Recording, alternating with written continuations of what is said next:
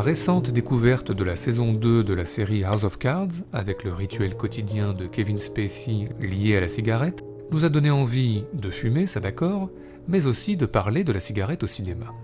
Car on fume beaucoup dans les films, la pipe, le cigare, le narguilé ou le pétard, mais on fume aussi et surtout des cigarettes, que ce soit en noir et blanc ou en couleur, de façon plutôt compulsive ou plus lentement, en prise de vue réelle ou en animation, de quoi bien évidemment faire un petit point sur la question. Alors commençons par le film noir, puisque la cigarette fait partie intégrante du genre, comme le montre Humphrey Bogart évidemment, mais aussi Barbara Stanwyck et Fred MacMurray dans Assurance sur la mort, et beaucoup d'autres. À part ça, plonger dans les films du passé, c'est se rappeler qu'auparavant, on pouvait fumer un peu partout, dans le métro, mais aussi au casino, chez le coiffeur, ou même en cours. Je ne l'impose à personne. Et même au cinéma, que ce soit dans la salle, dans la cabine de projection ou derrière l'écran.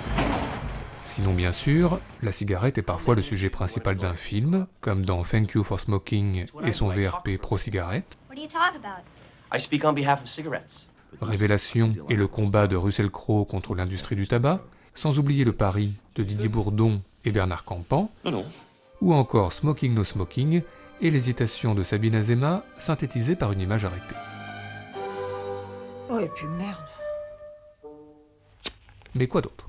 Eh bien, de célèbres répliques sont prononcées avec une cigarette à la bouche, dans Les Dents de la Mer par exemple, ou bien sûr dans le premier James Bond. Bond. James Bond. À part ça une évidence, la drague passe souvent par la cigarette, comme dans le Match Point de Woody Allen. Did anyone ever tell you you play a very aggressive game? Enfin attention, ellipse, il y a également la fameuse cigarette après l'amour, cliché par exemple cité en abondance dans la série Mad Men. Just tell me what to do. Sinon, la cigarette est souvent une affaire de cadrage. Les personnages comme dans Le Miroir qui fument de dos, c'est au cinéma très beau. Et les personnages comme dans Monica qui fument de face et nous regardent dans les yeux, c'est encore plus beau. Bref, si on ajoute la cigarette roulée du Salaire de la Peur et l'allume-cigare des Blues Brothers, le chapeau qui fume dans Diamant sur canapé et le pantalon qui fume lui aussi dans Vol au-dessus d'un nid de coucou, sans oublier les allumettes de La Mort aux trousses et celles des Incorruptibles, le briquet de l'Inconnu du Nord Express et celui d'Outrage, et enfin les allumettes et le briquet de La Nuit nous appartient, on peut dire que les cigarettes sont au cinéma partout, même sur la piste de danse de Boulevard de la Mort, ce qui nous a bien évidemment donné des envies de classement. C'est donc parti pour un top 5 subjectif, celui de nos meilleures scènes liées de près ou de loin à la cigarette au cinéma. Notre numéro 5, le port de l'angoisse de Howard Hawks. Quelle est la définition de la classe au cinéma ? Eh bien, Lorraine Bacall a une petite idée sur la question. Anybody got a match?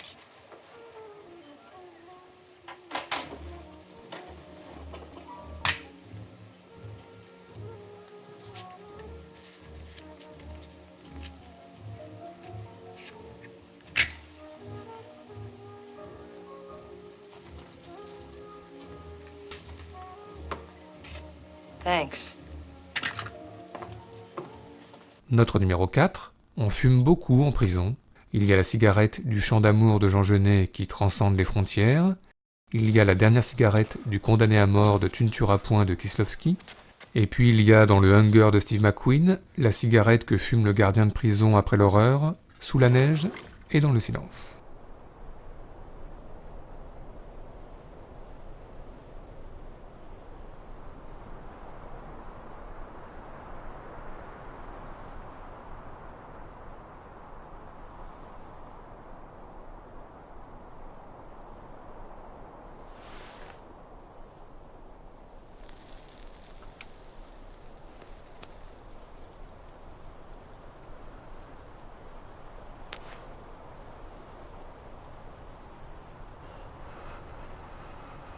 Notre numéro 3, Jean-Luc Godard et la cigarette, c'est tout un poème.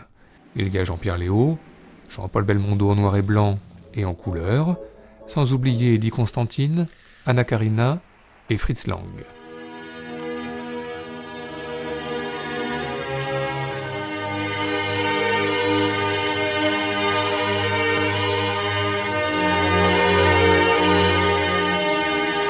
Notre numéro 2, on fume aussi beaucoup dans le cinéma de Léos Carax, Mireille Perrier dans Le Silence dans Boy Meets Girl, ou plus tard Denis Lavant sur une chanson de Gérard Manset dans Only Motors.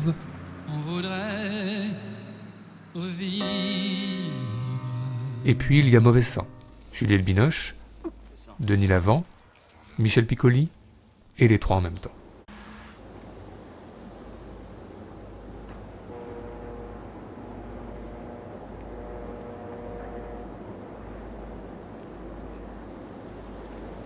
Je vais me coucher.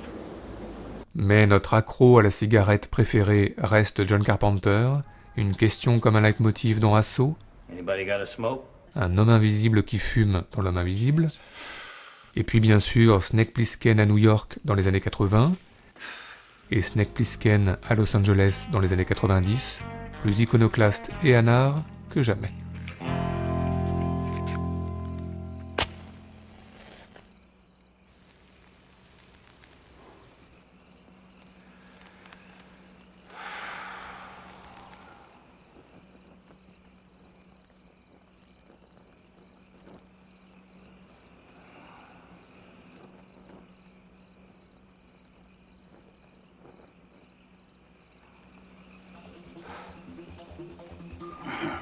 Welcome to the human race.